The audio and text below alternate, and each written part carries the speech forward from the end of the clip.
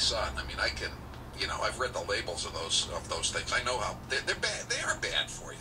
But again, compared to what? What isn't bad for you when you get right down to it? Barack, do you think Barack has quit smoking? He's still smoking. It's a free country still, at least for a little while. Let people do what they want and get off their backs. 1-877-469-4322. And you're next with Howie Carr. Go ahead, Jim. Howie, it's the boom bats. One of the things I think is I don't understand why you're against marijuana, because it's the same issue. It's boom bat to be against it and to be, for the sugar drinks. I think it's the same thing. I don't know why you're against it. Because I really think marijuana rots your brain, Jim. Honestly. Well, I mean, isn't that someone's choice, though? I mean, especially for medical reasons. It is someone's choice, Jim, to rot their own brains. But, the assemblyman... There's no rots your brain, though.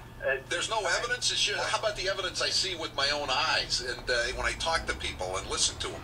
Jim, I go along with what the guy in California, the assemblyman, the Republican assemblyman said.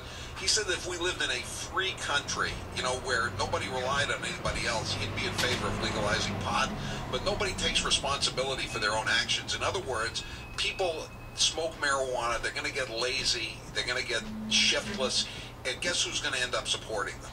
The taxpayers. Isn't the system now worse? I think, when you have kids that can get weed easier than adults right now, if you at least you're taxing and regulating it, you take the money away from the black market. I mean, I know all those arguments, Jim. I'm just telling you, I don't think we need any more lazy people in this country. We got enough lazy people. Well, we got more lazy people because it's illegal. In Amsterdam, they have less use than Americans. In Massachusetts, that's not what I hear. More than anywhere else in the world. That's not what I hear. I think in the old days maybe that was true. Number one. Massachusetts is number one, and look who we elect. I think you've made my case eloquently. If marijuana is the number one state, and our senators are John Kerry and Ted Kennedy, and our congressmen include such stellar lights as Barney Frank and Jim McGovern, I think probably it's time to lay off the weed. Thanks for the call, Jim.